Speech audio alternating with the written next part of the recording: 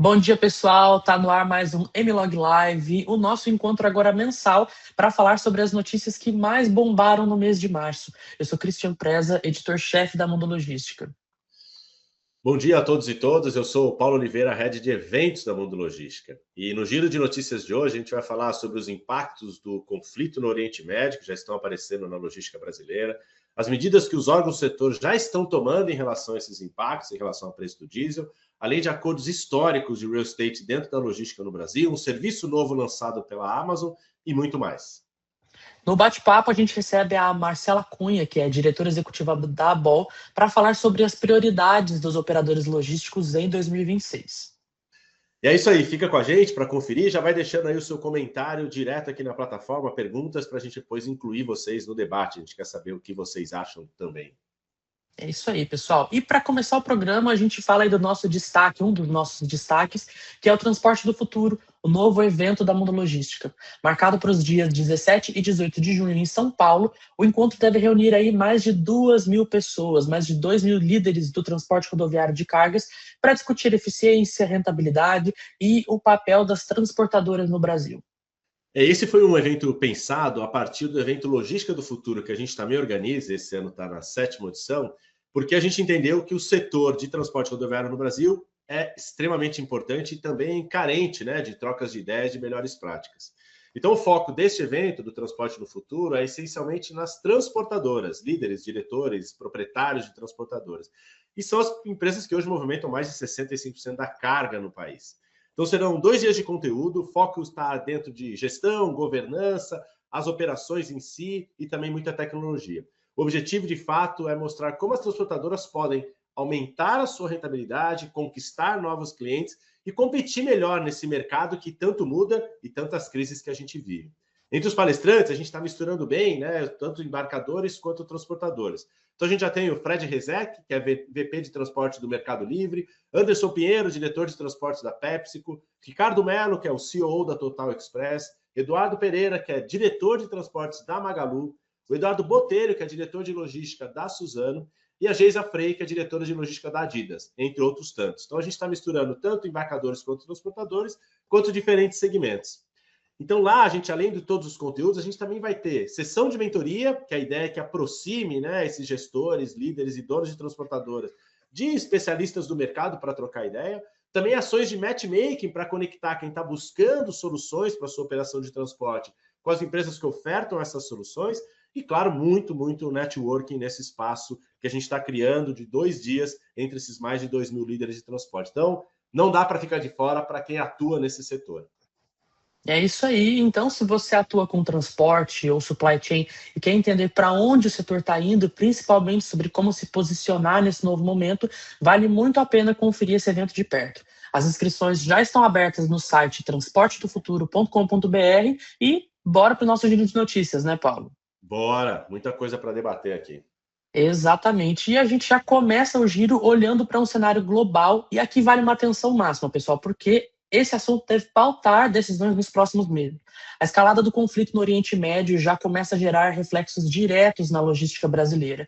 O principal impacto nesse momento é o preço do petróleo, que interfere diretamente no preço do diesel, o principal insumo do transporte rodoviário de cargas no Brasil. E aqui tem um dado importante. O Brasil importa cerca de 25% do diesel que consome, o que aumenta ainda mais a exposição a essa volatilidade internacional. Além disso, rotas marítimas já estão sendo desviadas para poder contornar regiões de risco, o que pode aumentar o lead time de importações em até 10 a 15 dias. E tem mais. Com o aumento dos riscos, os seguros marítimos já estão mais caros, em alguns casos até sendo restringidos. Isso encarece o frete internacional e pressiona toda a cadeia. E no caso do setor rodoviário, a conta é direta, como a gente sabe. A cada 10% de aumento de diesel, o frete pode subir entre 3,5% e 4,8%. É até como uma ordem de referência, né? Nos últimos 14 dias, o frete médio do diesel no Brasil, o preço médio do diesel no Brasil cresceu quase 18%. Então, nessa conta que o Cris trouxe, a gente já vê que a gente está falando de uma pressão de frete muito direta. E a gente vive um cenário hoje, que até li um artigo recente, a gente vai colocar o link para vocês aqui do professor do INSPER, Vinícius, que é um cenário de policrises, né? São muitas crises acontecendo ao mesmo tempo. Neste momento, a grande maioria delas fora do país, apesar também do risco de greve local.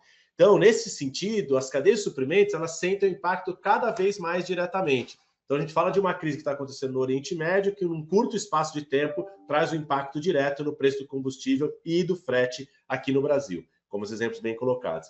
Então, é importante, né, olhando nós aqui, líderes de logística que atuam no setor, o importante é pensar muito mais nessa capacidade de resposta do que tentar prever o que vai acontecer no futuro próximo, né? Porque estão muitas coisas acontecendo, tanto no cenário geopolítico quanto na questão climática.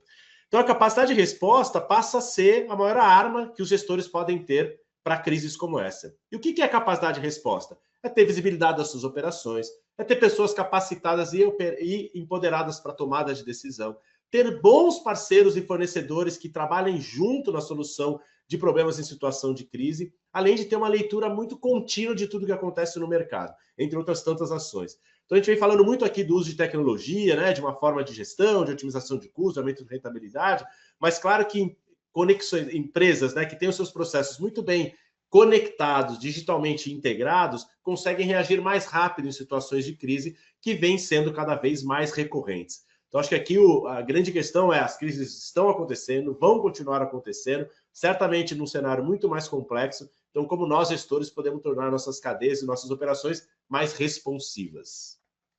Num cenário mais complexo, mais agilizado, porque essas coisas acontecem muito rápido, né?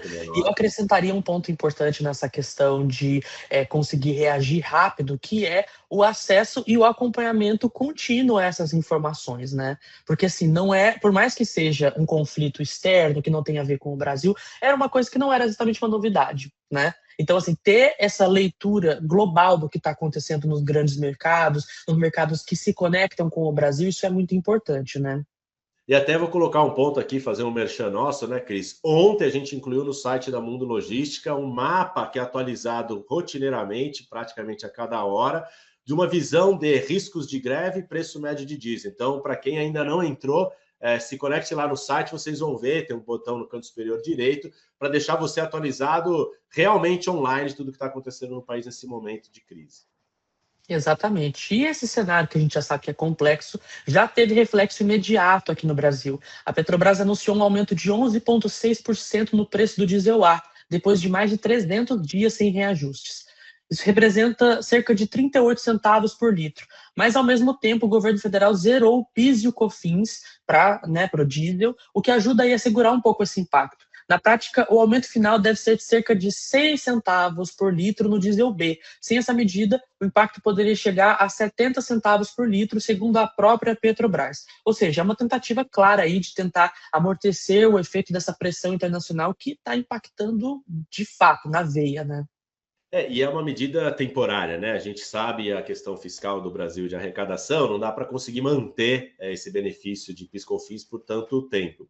E o aumento do diesel tem um impacto de milhões de reais, né? Porque, de fato, uma vez que você aumenta, as operações estão acontecendo, as empresas usam muitos litros em suas operações, então esses 0,8 centavos, 0,6 centavos, 0,10 centavos passa a ser um impacto muito grande, tanto para as grandes transportadoras, tanto para os grandes embarcadores.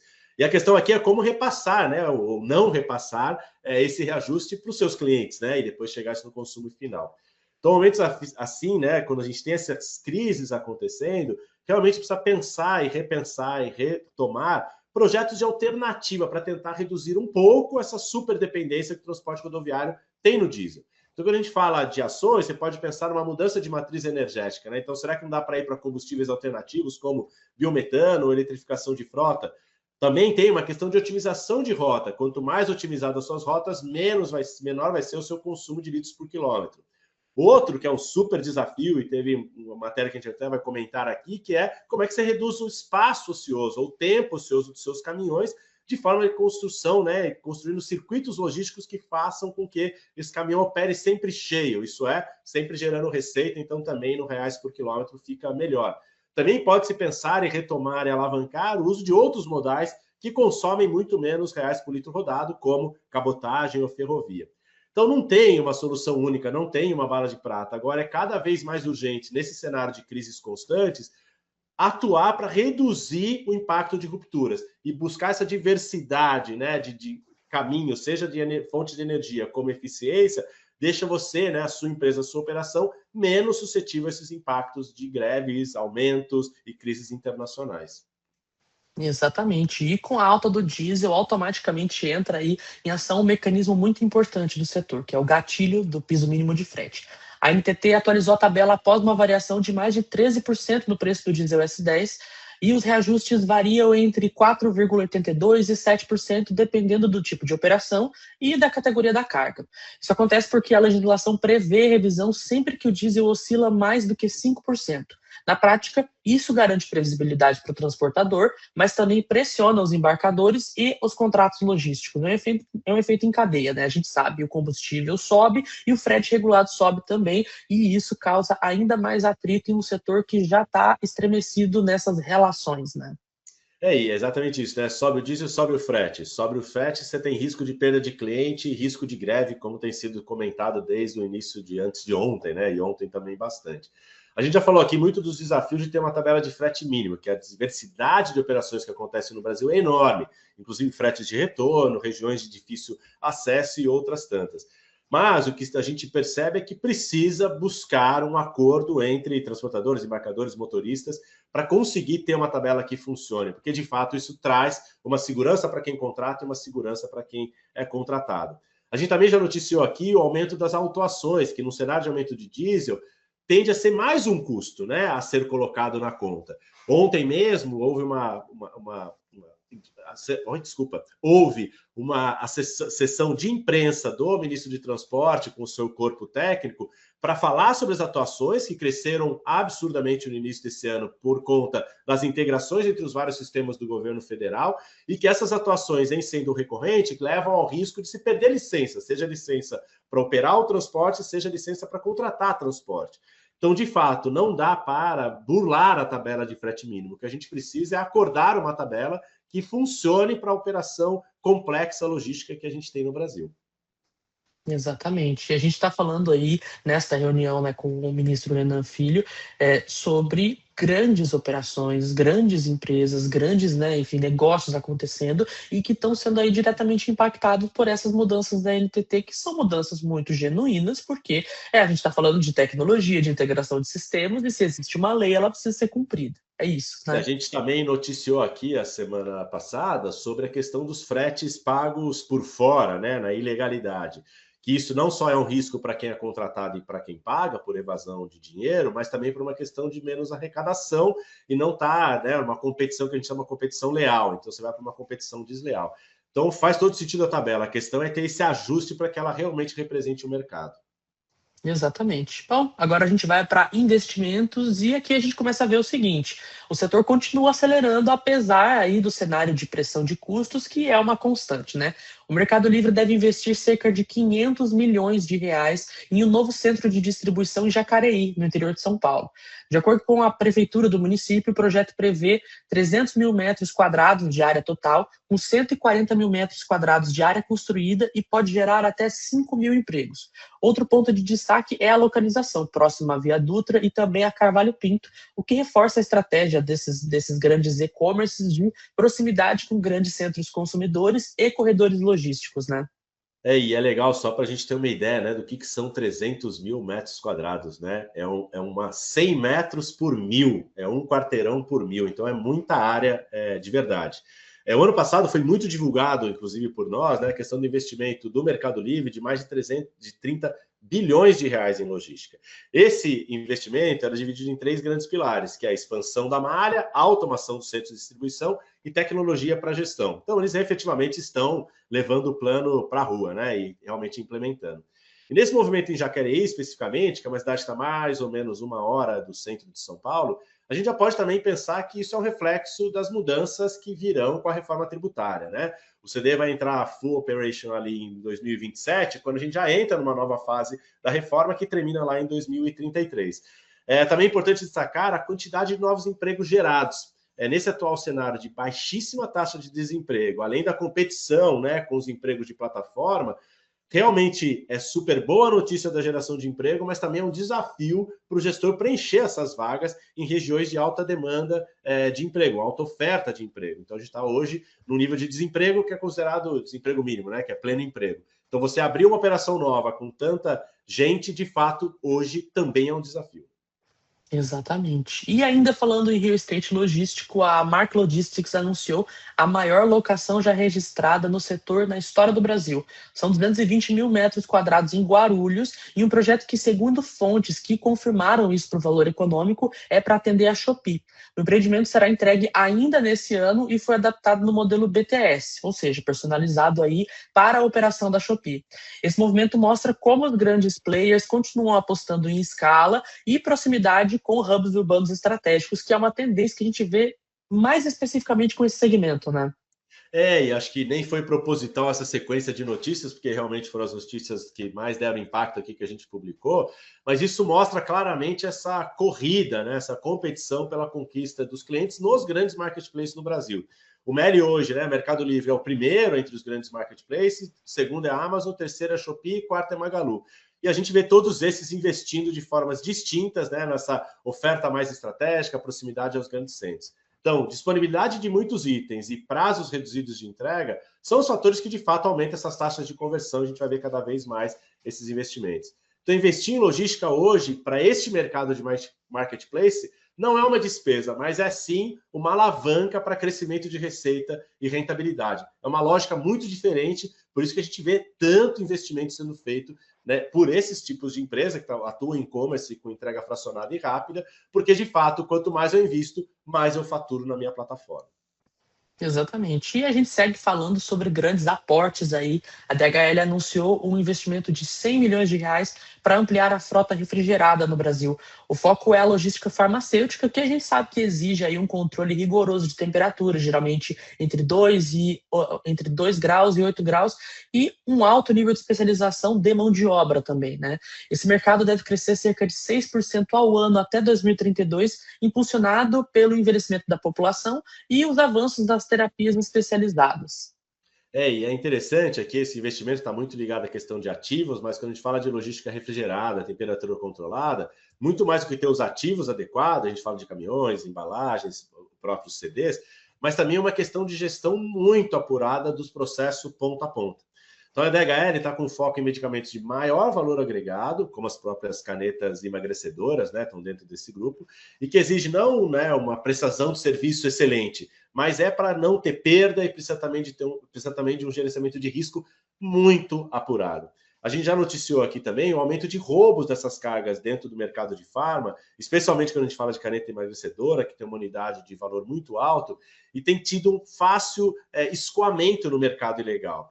Então, aqui são coisas muito interessantes, né? Primeiro, esse investimento em ativo para o mercado que só cresce, como bem colocado ali para o Cris. Segundo, que não é só o ativo que garante essa entrega, mas sim um controle completo da operação. E terceiro, uma carga que cada vez está mais visada, tanto para quem transporta, porque tem um maior valor agregado e daí consegue faturar melhor, quanto para quem busca roubar para revenda. Então, é um mercado que eu acho que a gente vai ver muita inovação ainda nos próximos 2 anos.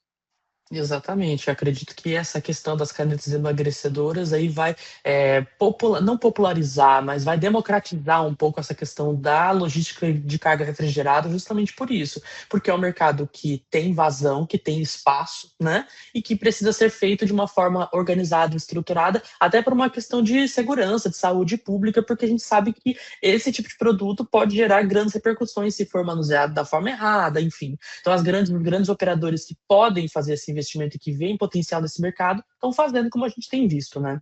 É verdade. E a exigência é alta, né? Exatamente. No e-commerce, a Amazon deu mais um passo na corrida pela velocidade, né? Que é uma das grandes tendências do e-commerce que parece que não vai passar, né? A empresa lançou aí o Amazon Now no Brasil, o serviço já existia nos Estados Unidos e agora chegou no Brasil, com entregas em até 15 minutos em 8 cidades. O serviço começa com itens essenciais e produtos de alta rotatividade e reforça uma tendência clara, a compressão dos prazos de entrega. Esse movimento é sustentado por uma malha robusta. Hoje a Amazon tem mais de 250 unidades logísticas no Brasil e investimentos acumulados na última década, que a empresa investiu mais de 55 bilhões de reais no Brasil. O que mostra aí o poder não só da marca, mas desse mercado brasileiro para essa marca, né? E é uma guerra, né, que a gente está vendo entre os marketplaces, uma guerra de gigantes, né? Então, com esse novo serviço, como o Cris colocou, que nos Estados Unidos já é amplamente disponível, você tem uma redução drástica de prazo de entrega para chamados itens essenciais. E é interessante pensar o que são os essenciais, né? Então, pelos dados de 2025 da própria Amazon, primeiríssimo lugar, fralda. Depois vem sabão em pó, ketchup, café e produtos de skincare. Não sei se é essencial completamente, mas de qualquer maneira são produtos de compra de impulso, né? Então, de fato, aumenta essa taxa de conversão. E no pacote de produtos também tem os hortifrutis secos, que tem um desafio enorme de movimentação e entrega, incluindo o ovo aqui dentro. Então, realmente, a Amazon está entrando no mundo de uma entrega completa, né, de consumo.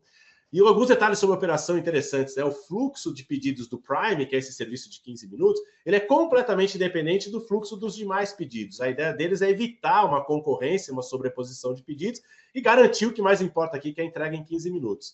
E a segunda questão que eles colocam também é a questão do custo de frete. Então, para quem não é Prime na assinatura, estamos falando de um custo de R$ 5,49 por entrega.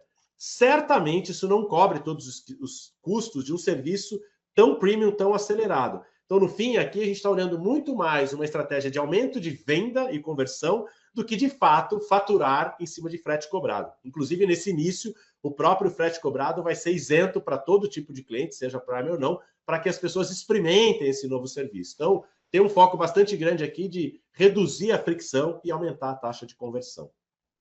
Exatamente. E sobre alguns desses produtos que você citou aí como tidos essenciais, né, nessa entrega de 15 minutos, é só você pensar numa dinâmica de consumidor, né? Você tem um filho, e aí você vê que acabou a fralda. Cara, você vai comprar. Você simplesmente vai comprar, entendeu? E é isso. Então, acho que imediatamente. Ou então, sei lá, você tá fazendo alguma coisa e você vê, não tenho ketchup, eu preciso. Você pede, entendeu? Então, criar essa possibilidade para o consumidor é uma ideia muito inteligente que vai, enfim, resolver essas questões práticas de dia a dia das pessoas e também é um grande acerto financeiro. A gente sabe também que esse é o grande foco, né?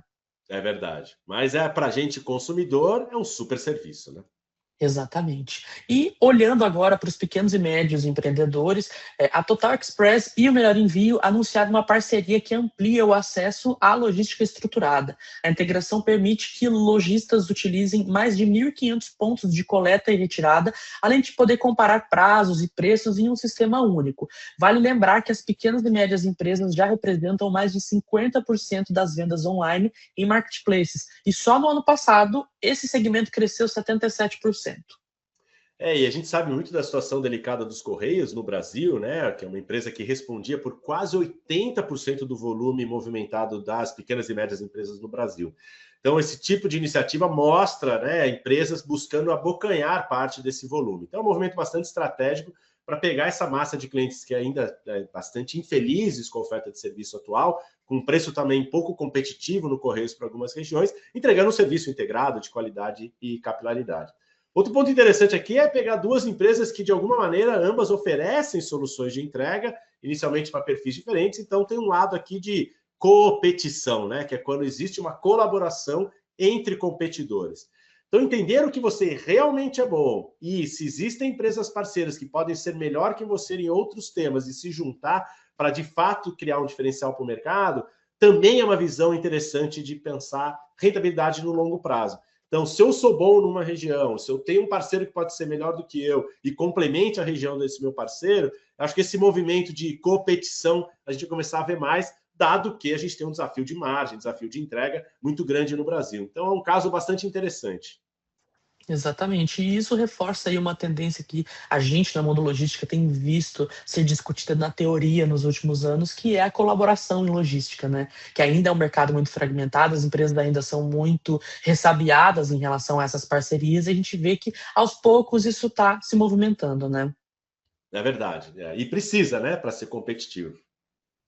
Inclusive, isso conecta com a próxima notícia, que é um caso de sucesso de eficiência ESG. A PepsiCo, a Leroy Merlin, a Logshare e a Lutz Group se uniram para implementar uma operação de frete de retorno com um caminhão movido a gás. O resultado foi a eliminação de margens vazias, aumento de produtividade e a redução de 23% nas emissões de CO2. Também houve uma redução de 98% de poluentes locais. Então mostra aí essa questão de aproveitar esse conceito de parceria, de fazer isso funcionar e de ter também grandes benefícios em termos ambientais, né? Cara, é um projeto incrível, né? E tomara que a gente tenha muitos outros para noticiar aqui ao longo dos próximos meses. Esse resultado da colaboração são completamente indiscutíveis, né? Então você fala de redução de custo de frete, redução de emissão, melhor na condição de trabalho, porque você tem menos esperas, menos filas e também menos tempo parado, né, ocioso desses ativos. Agora, esses ganhos exigem uma excelência na execução, com planos claros de carga e descarga, alinhamento das exigências de cada tipo de carga e cada tipo de transportador e embarcador, gestão do custo muito transparente para entender perdas e ganhos e fazer o rateio correto entre todos os participantes, entre tantos outros. Então, colaboração não é nada trivial dentro da logística, mas os ganhos gerados são tão representativos que vale muito a pena esse esforço de colocar projetos como esse de pé. Isso aí. E falando ainda em operação, a Mira Transportes ampliou a cobertura de 1.200 para mais de 3.700 cidades no Brasil. E um comunicado, a companhia destacou o seguinte: a estratégia combina a expansão física, consolidação de hubs e o uso intensivo de tecnologia para monitoramento em tempo real. E aqui é legal que a gente vê um aumento de mais de 200% na abrangência, né? Então, de fato, a gente tinha num passado recente de olhar a abrangência muito mais por representatividade de PIB, agora a gente vê por quantidade de cidades atendidas. Mais um sinal de buscar o cliente onde quer que ele esteja, né? Em qualquer momento, como a gente viu na Amazon, e aqui abrindo, né, a questão geográfica, porque é um movimento que traz um atendimento mais direto. Então, no mercado que as margens são apertadas, por que não avançar minha operação e deixar de atender através de parceiros? Então, pode ser bem caro aumentar a sua abrangência, mas ao mesmo tempo, e quem atua de meio de consumo sabe esse desafio de aumentar a abrangência, ao mesmo tempo você pode ter uma relação mais direta com receita e rentabilidade. Então, essa avaliação de retorno, né, de aumento de expansão, redução de custo de atendimento e mais construção de novos mercados e atendimento de novos clientes, de fato é uma conta interessante a ser feita, e a Mira traz aqui um exemplo de que isso pode trazer um retorno muito interessante, e claro, não só expandindo, né, para talvez retardar ou bloquear o seu concorrente, mas também para atender melhor os seus clientes diretos. Exatamente, porque a gente tem visto aí uma tendência em se desconstruir essa ideia de que o consumo, de que o mercado, de que, enfim, uma oportunidade de negócio está apenas nos grandes centros, né? O próprio e-commerce mostra isso, né? As pessoas nas pequenas cidades, no interior, também querem ter acesso e ter uma entrega, sei lá, em 2 dias, em um dia, entendeu? Então as empresas estão olhando para isso, estão saindo na frente nesse sentido também, né?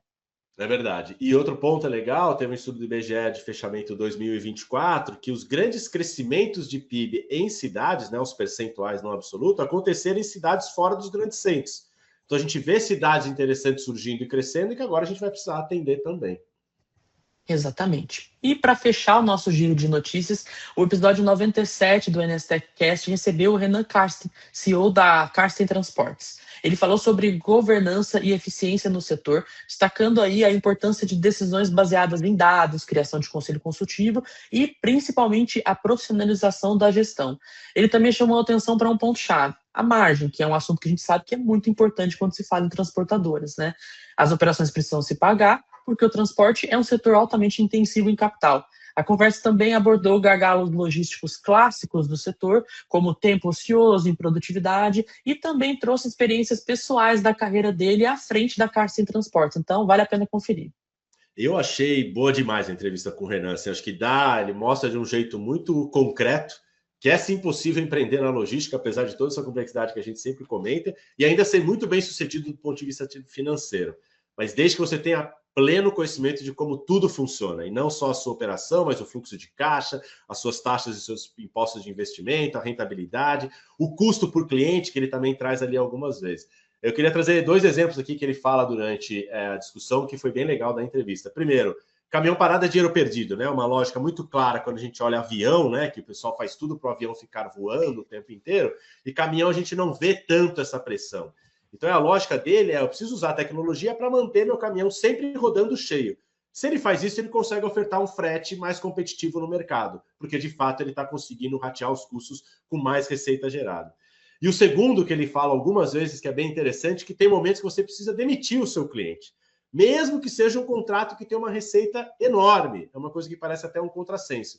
E por quê? Qual que é o direcionador dele aqui da tomada de decisão? Rentabilidade. Se eu tenho um cliente muito bom, que me traz uma receita maravilhosa, mas que a minha rentabilidade é baixa, será que eu preciso manter esse cliente? Será que eu não preciso repensar o que eu estou ofertando ao mercado? Existe uma coragem aqui, né, para você demitir clientes, mas ao mesmo tempo isso vai tornando a sua operação cada vez mais saudável. Achei uma aula de gestão, realmente muito interessante, Exatamente. num negócio muito desafiador, né? Exato. Isso, inclusive, conecta com, olha, é interessante, né, a visão de um operador com um embarcador. Da entrevista que a gente fez com a Tânia Trota, da General Mills, aqui no Mlog Live, que a gente perguntou para ela sobre qual era o momento correto de saber dizer não para o cliente ou de barrar o cliente. Aí ela disse, se você tem que falar não para o seu cliente é porque ele não deveria ser seu cliente, porque você tem que conseguir atender ele. Então, se ele quer uma coisa que você não pode oferecer, ele tem que ser cliente de outra empresa, não o seu, né? Então, assim, acho que tem muito a ver com isso também, de você ter essa visão de, ok, essa relação não faz sentido por isso e aquilo, e a gente precisa saber demitir o cliente, né? É verdade, é verdade. Difícil, mas é verdade. Exatamente. Bom, pessoal, giro de notícias chega ao fim. Lembrando que todas as notícias que nós comentamos aqui estão no site da Mundo Logística na íntegra. Você também pode assinar a nossa newsletter diária para receber todas as publicações do dia anterior às 7 da manhã do dia seguinte, direto no seu e-mail. E é isso. Muito obrigado, Paulo, aí pelos comentários. E bora para a entrevista, né? Bora, vamos. Bora lá. E a gente fala agora de um tema que vai direto ao ponto das decisões estratégicas do setor. Em um ambiente que está aí cada vez mais pressionado por custos, por nível de serviço, por velocidade de resposta, os operadores logísticos estão sendo chamados aí a evoluir, não só na execução, mas também no modelo de atuação. E aí surge uma questão central. Em 2026, qual é de fato a prioridade? É eficiência operacional? É a adoção de tecnologia? É sustentabilidade? É tudo isso junto? Ou é também uma revisão mais profunda do próprio modelo de negócio? E é importante olhar a visão dos grandes operadores logísticos, não só eles movimentam muita carga em si, atendem grandes clientes, como eles também são grandes contratadores de serviços logísticos, né, para algumas regiões, sejam empresas parceiras terceiras, sejam caminhoneiros autônomos. E quando a gente olha para essa prática, né, essa discussão ganha ainda mais complexidade, porque não existe mais muito espaço para iniciativa isolada. Então, quando a gente fala de redução de custos, a gente precisa pensar transporte, armazenagem, estoque, mas também redesenho de malha, integração de sistema, uso eficiente de dados e tecnologia. Então, realmente, as operações que começam a se integrar mais também trazem complexidade na resolução de problemas. Ao mesmo tempo, tem a questão de automação, inteligência artificial, robotização, que ajudam, talvez, a definir um pouco de quais vão ser, de fato, as alavancas de crescimento, as alavancas de otimização. E fora os desafios estruturais, como mão de obra, formação e capacidade de gestão. Então, é importante essa visão, né, do mercado de operadores no Brasil, porque, de fato, ele dá a toada de como o mercado vai se comportar, dado o tamanho dessas operações e desses operadores. Exatamente. Tem ainda outros fatores que são muito importantes, né? Mudanças regulatórias, como é o caso da reforma tributária, a agenda, a própria agenda de descarbonização, a busca por multimodalidade, que a gente está vendo esse assunto ganhar corpo com o passar dos anos, e até a especialização em nichos mais complexos, como a saúde, que é o exemplo da DHL que a gente falou um pouco antes. Tudo isso exige decisões de agora, não só no longo prazo, né, mas pensar coisas que podem ser feitas agora. Então, para ajudar a gente a entender aí onde estão os movimentos mais relevantes e como os operadores estão se posicionando diante desse novo cenário, a gente recebe a Marcela Cunha, que é diretora executiva da Associação Brasileira dos Operadores Logísticos. Marcela, nossa presença ilustre, seja muito bem-vinda ao Mlog Live. Bom dia, Cris. Bom dia, Paula, todo mundo que está nos assistindo. É um prazer estar aqui com vocês hoje. Muito obrigado por estar com a gente, Marcela. Muito legal. E como eu coloquei no começo, né, acho que essa representatividade dos operadores no mercado é importante para a gente entender para onde vai. Então, já começando aqui a nossa discussão, se você tivesse que pensar, né, um pilar principal, qual é a principal prioridade hoje dos operadores logísticos em 2026? Está mais para eficiência, tecnologia, sustentabilidade, repensar modelos de negócio? Onde você vê que está o maior foco aí? Olha, como sempre, um pouquinho de cada coisa, né? A gente inicia 2026 aqui na ABOL com um novo conselho deliberativo, lembrando, né, a ABOL hoje representa os maiores operadores logísticos que atuam aqui no Brasil entre empresas multinacionais, algumas vocês mencionaram aí, como é o caso da DHL, outras puramente nacionais, são empresas que ofertam para o mercado serviços logísticos integrados, são one-stop shop, então são serviços de transporte, armazenagem e gestão de estoque super conectados. Vocês comentaram sobre a multimodalidade. Coincidentemente, essa é a nossa principal bandeira aqui para esse biênio, estabelecida pelo nosso Conselho Deliberativo, junto aqui com o meu apoio. A ABOL tem um trabalho super importante, não só em São Paulo, no Sudeste, onde a gente ainda tem uma concentração natural das empresas, mas em Brasília, onde a gente acompanha, o Christian comentou, todas as alterações ou novidades regulatórias para as quais a gente tem que estar alerta sempre, porque impactam diretamente as nossas operações do nosso dia a dia. Falando da multimodalidade, esse é um desafio, né, sistêmico aqui no Brasil. A gente sabe, conhecemos muito bem na teoria e também na prática os benefícios da multimodalidade, em se pensar de forma racional como integrar os transportes, respeitando aí as suas vocações naturais, mas ele é igualmente desafiador num país gigante com dimensões continentais como o nosso e com tantas disparidades sociais, econômicas e também ambientais, né? Então, a ideia é que esse biênio a gente aborde bastante a multimodalidade como política pública, pensando em integração efetiva entre portos, rodovias, ferrovias, o aéreo de carga também, que é uma pauta que a gente vem puxando muito no último biênio, e quem sabe começar a focar nessa pauta em corredores logísticos estratégicos, né? Pensando aqui no Brasil e muito também no que a MTT vem fazendo um trabalho super bacana sobre corredores logísticos sustentáveis. Então, pegar esse gancho também, mas, lógico, né, o foco principal é em redução de custos sistêmicos, é em ganho em eficiência e produtividade, e todo o Brasil ganha, né? Inclusive o meio ambiente, se a gente ofertar mais cabotagem, mais ferrovia, enfim, não ganha-ganha para todo mundo. E E vira ele uma dialoga direto. referência. Desculpa, não, só porque vira uma referência Imagina, para o mercado, né? Como os operadores, os grandes operadores operam, acaba subindo um pouco a barra para todo mundo. Então, ter grandes operadores pensando de uma forma mais sistêmica certamente vai forçar todo o resto do mercado a pensar de uma forma mais sistêmica, né? exato. E a gente depende muito da infraestrutura, né? Seja do governo que vai construir ou as concessionárias que vão construir. A gente aqui, enquanto operador logístico, a gente não constrói grandes ferrovias ou rodovias, né? Nós somos usuários intensivos, mas essa discussão tem que ser feita realmente entre todos os elos, né? Infraestrutura, quem opera a infraestrutura, quem realiza a infraestrutura, quem opera na infraestrutura, os órgãos anuentes fiscalizadores e os próprios embarcadores que têm sido grandes parceiros orientativos para onde a gente tem que crescer e para quais modais a gente tem que olhar com mais atenção. Ô, Marcela, você falou sobre a redução de custos, e a gente sabe que redução de custo operacional continua no centro da agenda, independente do que aconteça, né? Na sua opinião, aí onde você vê mais oportunidades reais de ganho nesse sentido? É transporte, é armazenagem, é gestão de estoque, é adoção de tecnologia, é redesenho de malha? O que você acha que é aí uma prioridade quando se pensa nessa questão específica de redução de custo? Sim. Redução de custo está sempre no radar, né? Hoje a gente tem o combustível como nosso principal custo operacional, principalmente o diesel, ainda que a gente esteja olhando para o modal rodoviário especificamente, focando em outros combustíveis alternativos, como biogás, especificamente biometano, a própria eletrificação, que está ganhando mais espaço, inclusive para longo curso. Então, olhar para o combustível continua sendo uma prioridade.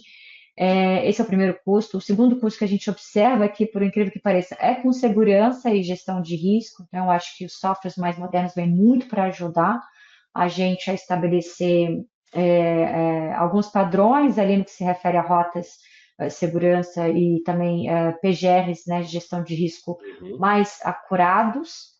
E o terceiro custo que a gente tem é com equipamentos em geral, né? Tanto dentro do mundo do transporte e da movimentação dentro de armazéns, quanto de softwares também, né? Então, acaba entrando um pouco aí como equipamentos entre nossos custos.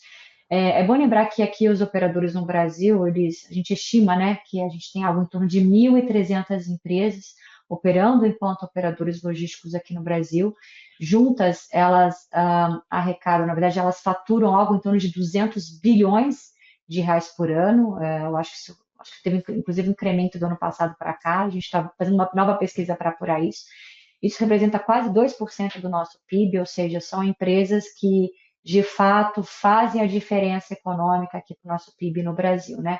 E entre os operadores logísticos, quando a gente olha para esse universo, 17% de todos os custos logísticos de transporte e armazenagem brasileira estão concentrados nos operadores logísticos, né? Somando aí mais de 1 trilhão só em 2023. Então, é um segmento que realmente é relevante.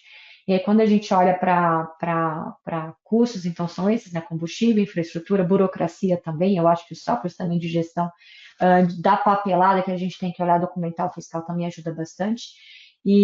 Mas no geral, assim, quando a gente olha para CAPEX, e aí a gente também tem como você bem colocou, né, Cris, nosso ambiente logístico ele é muito pulverizado, não existe uma concentração de mercado. Então, a gente tem hoje operadores logísticos de grande porte, praticamente todos eles estão hoje reunidos na BOL, de médio e pequeno porte. Mas todos eles dedicam ali algo em torno de 10% da sua receita bruta para CAPEX. Então, eu acho que todos eles estão muito antenados sobre investimento contínuo, né? Dentro da sua empresa e porque nós somos muito puxados e cobrados pelos embarcadores, né? Que já são, enfim, quando a gente olha Claro. para grandes embarcadoras com estruturas globais, com tendências aí específicas, né, para exigência de software e tecnologias. Então eu acho que olhar para custos, mas também olhar para que as demandas dos nossos clientes e aí a software entra bastante, né? Enfim, de todos os jeitos, é isso, né? Não E dá não para só a não demanda olhar do para o cliente. cliente, mas também você tem associados que são multinacionais, né? Então acho que também tem uma certa troca ali de conhecimento entre operações locais e multinacionais, o que favorece, claro, o Brasil. Mas também pegando só esse ponto da questão da eficiência, nem sempre a gente mede a produtividade da forma mais adequada, mais estruturada, mais correta, né? Você acha que o setor precisa evoluir nessa questão de indicadores, até para ter mais comparação? E quais métricas você acha que deveria ter mais protagonismo nessa mensuração da eficiência dos operadores e Sim, da logística nacional como um todo? sim, a logística ela é muito dinâmica, né? Então, óbvio que os KPIs também têm que acompanhar esse dinamismo para que a gente tenha mensurações que nos tragam dados que realmente dialoguem com a nossa realidade, né? Hoje, o nosso principal KPI continua sendo o lead time, continua aí, porém, logo na sequência vem satisfação do cliente, né? Então, Hum, a satisfação do cliente ela é vista como não só como entregar a carga mais rápido, enfim, no tempo certo, mas entregá-la com qualidade desde o atendimento até o final, ainda que ela chegue atrasada, né? Então, eu acho sim que há espaço para a gente amadurecer em termos de KPIs e ajudar o setor, né, a desenvolver como um todo. Ainda que a gente tenha operadores hoje que foquem mais em alguns segmentos em detrimento de outros, a gente tem operadores, por exemplo, que foca mais em operações portuárias, por isso alguns KPIs ali portuários serão mais importantes para ele, em detrimento de um outro operador que de repente opera mais no aéreo, enfim. Mas se a gente considerar a multimodalidade, a sua integração completa com armazéns, CDs, dá para a gente pensar em KPIs mais genéricos, porém que ajudem a todas as empresas a se desenvolverem melhor. E existe uma troca entre os associados, talvez você vai saber mais do que o mercado como um todo, mas uma troca entre indicadores interessantes para se medir. Vocês recentemente até fizeram um relatório de emissões, né? Que aí exige uma padronização, não tem como, mas tem essa ideia de se buscar uma padronização nessas medições, até para facilitar as comparações e buscar benchmark. Olha, a gente ainda não começou esse trabalho, esse é um trabalho muito bacana, que a gente poderia fazer, inclusive, com a ajuda dos embarcadores. O que a gente tem evoluído muito é realmente nessa questão da descarbonização e dos nossos inventários, né? Então, a ideia, já falando um pouco do trabalho que a BOL vem fazendo, a BOL foi a primeira entidade representativa do setor de logística e transporte que publicou o seu relatório de emissões, e não é o da BOL, é dos associados à BOL. nós congregamos aí no primeiro relatório mais de 2/3 da nossa base, que tiveram disponibilidade, disposição e abertura para compartilharem seus dados de emissões, escopos 1, 2 e 3, e nós consolidamos esses dados e soltamos, né, como dados consolidados associados à BOL.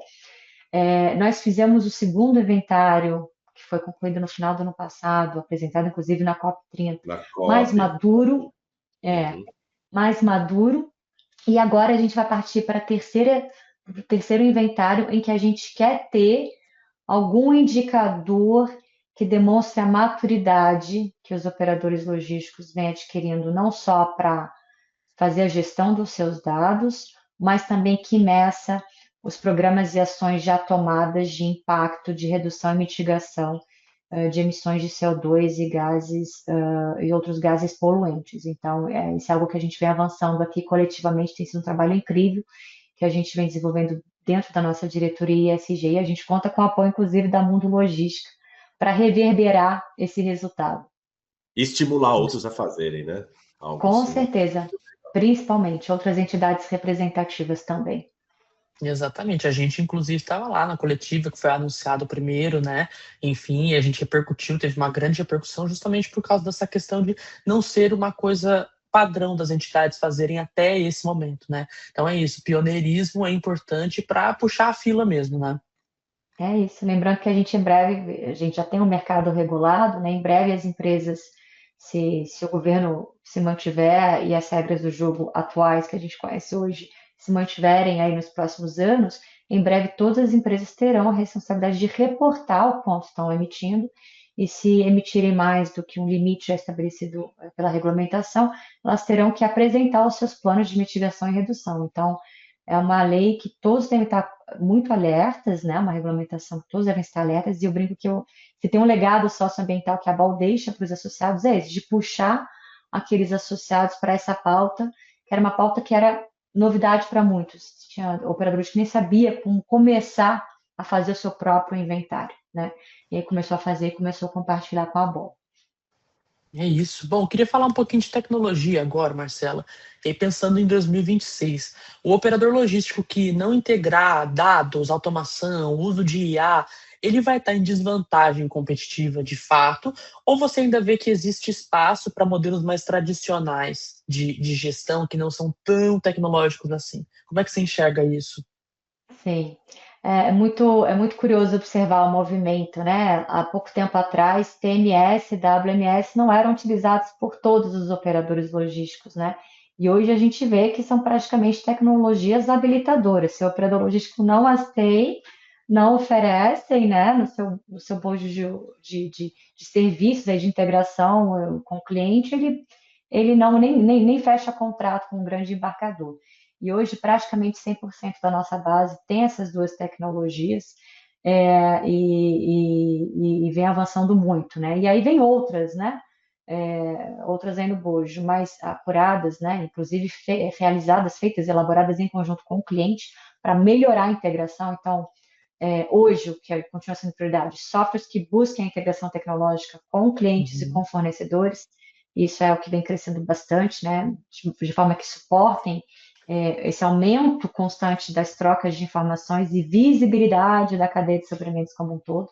Todo cliente quer ter controle, né, de onde está a sua carga, como é que ela está armazenada, como é que está a gestão de estoque, se é o operador logístico que está fazendo esse serviço, onde que ela está no caso de um transporte, enfim. Então, essa parte aí de troca contínua é grande.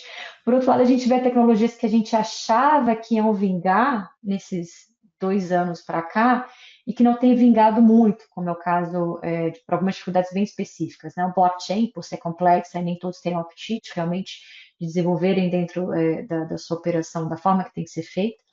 Os próprios veículos autônomos, porque de fato no mundo inteiro a gente não vê um grau de maturidade que possa ser escalável, a gente aqui dentro da nossa cultura brasileira também absorver essa tecnologia. E o próprio Digital Twins, né, que é algo que alguns experimentaram, mas nem todos os clientes também gostam muito de usar, é um pouco estranho. Então, é muito curioso observar esse movimento. A gente acha, né? A BOL vem, eu acho que a tendência para os próximos 2 anos são tais tecnologias, de repente não vimos. Veículos elétricos, por exemplo, a gente achou que fosse desenvolver mais rapidamente nos últimos 5 anos, mais rapidamente do que foi desenvolvido e não se desenvolveu tanto assim. Então, é continuar observando e E acompanhando, né? reagindo rápido, né? E Reagindo. reagindo rápido. E até pegando nesse ponto de investimento, você falou antes a questão do custo de capital, que é verdade, e como é que está a questão de robotização, né? Seja transporte ou armazenagem, a gente vê algumas operações diversas, né? Não só e-commerce, farma também, a gente noticiou aqui.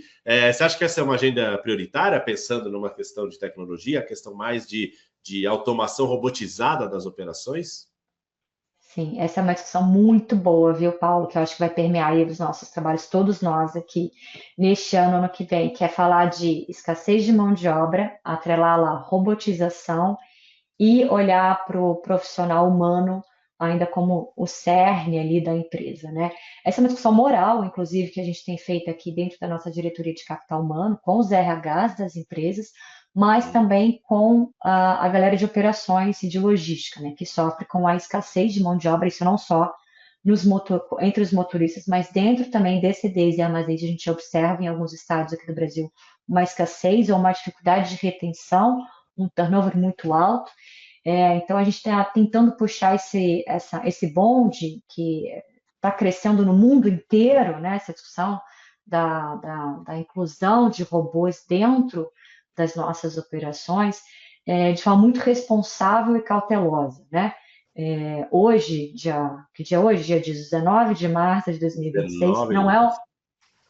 não é uma realidade nas nossas operações aqui no Brasil, dos operadores ter robôs no esquema de Fordismo operando no nosso chão de fábrica. Isso é uma realidade hoje. Mas a gente sabe, está acompanhando a celeridade das produções de humanoides e afins na Ásia, especificamente na China, e agora os Estados Unidos também entrando nessa onda, e a velocidade que esses equipamentos, esses robôs podem ingressar em mercados emergentes como o nosso.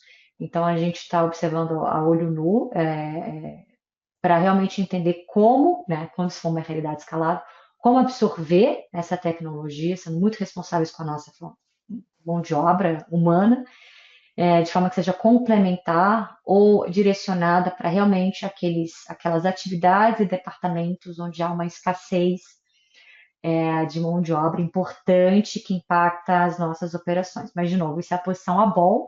A gente sabe que cada empresa vai ter liberdade de Claro. absorver essa tecnologia, enfim, a seu bel prazer, mas é algo que aqui a gente fica olhando com muita cautela e responsabilidade, porque pode ser uma boa, porém, né, a gente tem que fazer de uma forma bem pensada, né? E um ponto É que você trouxe isso. importantíssimo aqui é que é muito mais estratégico do que só uma inovação tecnológica, né? Seja para melhoria de condição de trabalho dos trabalhadores dentro das operações, seja por essa concorrência por mão de obra, né? Exato. Exatamente. Bom, continuando nesse assunto sobre mão de obra, né, a gente tem aí várias questões acontecendo simultaneamente, né? Escassez de motoristas, que a gente tem falado cada vez mais, a questão de formação técnica, a busca por mão de obra qualificada para posições cada vez mais específicas, ainda mais com o advento da tecnologia, né? E uma gestão orientada por dados aí para tentar fazer tudo isso casar, tudo isso dançar conforme a música, né? Você acha que hoje, 2026, o maior risco que os operadores têm nesse sentido é voltado a essa questão de mão de obra? Isso é de fato uma coisa que, assim, cara, não pode sair do radar das coisas mais importantes, porque vai pegar e vai pegar cada vez mais? Com certeza. Isso entra num bojo, né, Cris, mais discussão global sobre o futuro do trabalho, né? É possível que a gente, por exemplo, com relação à escassez de motorista especificamente, NAD venha com dezenas de medidas super interessantes para reter o motorista, mas a gente não tem um senso de continuidade geracional mesmo, porque os interesses dos novos profissionais vêm mudando, o senso de liberdade, segurança e retorno financeiro também, a relação com o dinheiro, com o que é riqueza monetária, vem mudando. Então, eu acho que para algumas questões, eu não vou dizer que eu sou pessimista, eu sou otimista de que a gente tem que avançar conforme as novas gerações vêm avançando, né? Então, se não for mais interessante ser motorista de caminhão, não dá para forçar, né? Então, assim, é tentar vir com outras outras ideias que também são muito interessantes, por exemplo, olhar para a intermodalidade, olhar para outros modais e estimulá-los a crescerem, né? Então, quem sabe, né, o momento da gente também jogar uma luz mais para a ferrovia, para a cabotagem, para diminuir um pouco o impacto da escassez de motorista, pensar em outros veículos, né? Estamos aí na oportunidade de pensar em outros veículos que sejam híbridos, em termos de intermodalidade, que a gente nem esteja imaginando agora, que possa, né, substituir um caminhão. Eu acho que é uma oportunidade, sim, da gente estar olhando para o futuro do trabalho, olhando para as novas gerações e fazer uma discussão mais ampla e usando a tecnologia a nosso favor. E Exatamente. você Até tinha porque falado se a gente. antes. Opa! Vai lá, vai lá. Não, só um pequeno comentário. Essa questão que você falou sobre o motorista de caminhão, se a gente repensa a matriz de transporte e para de ser tão concentrado no transporte rodoviário, o ser caminhoneiro que uma pessoa daqui a 10, 20 anos pode interpretar, não vai ser mais um caminhoneiro que tem que fazer uma viagem de 2.000 quilômetros. É outra coisa, é Sim, outra operação, entendeu? Então talvez isso vai também ser até mexa. 500 quilômetros, que é o que a gente vem Exato, falando há muitos anos, né? Que é a vocação exatamente. natural ali do caminhão, não é longo curso, seja para cabotagem, para ferrovia. E você reduz, mas você tinha falado antes da questão da inter e multimodalidade, acho que os associados de vocês, né, acho que já tem um perfil de buscar mais isso, mas quais entraves você vê para realmente escalar a inter e multimodalidade, né, de realmente ter mais cabotagem, portos que funcionam, assim, o que você percebe que tem caminhos aí para ajudar a isso crescer mais rápido? O primeiro desafio continua sendo infraestrutura, né, Paulo? Como a gente não Verdade. constrói, a gente fica refém de quem constrói. Começa por aí, né? E a gente sabe quantos anos, quão demorado e quão caro é, por exemplo, construir ferrovia aqui no Brasil, né? Estou dando um exemplo. Eu acho que a cabotagem, aí conversando com outras associações que representam essa modalidade especificamente, a gente vê grandes oportunidades. É um modal ainda pouco explorado. A gente tem uma costa aí super interessante aqui no Brasil. Poderia ser mais explorado para outros tipos de carga, né? Não só granéis e, e minério, enfim, pensando aí no longo curso também. E tem oportunidade, sim, para cabotagem, especialmente para cabotagem. E para ferrovia, a gente fica um pouco mais refém, né? Realmente, de infraestrutura. Agora, o que eu acho que a gente deveria fazer mais, eu acho que o PNL, que vai ser lançado, o PNL 2050 agora pelo governo federal, o Plano Nacional de Logística, que deveria ser ali uma diretriz para todos nós usarmos, mas a gente sabe também a dificuldade de perpetuá-lo com mudanças de governo, deveria ser muito mais um plano de Estado que governo. Olhar para esse plano, enquanto operadores logísticos, e, se possível, inseri-los, né, nos nossos planejamentos estratégicos de médio e longo prazos, né? Então, se o governo está sinalizando ali que vai aumentar o número de concessões ferroviárias ou vai construir mais, a gente se planejar também para crescer nesse sentido. Eu brinco aqui, o maior desafio é realmente conectar interesses de quem constrói com quem opera e do embarcador, né? O embarcador, na verdade, está no ponto que oferecerem a ele, se ele não tiver uma boa equipe de logística dentro dele, o que oferecer a ele sendo, né, que polui menos, sendo melhor custo-benefício, melhor Aí tempo, ele escala, vai né? aceitar, É né? verdade. É É, verdade.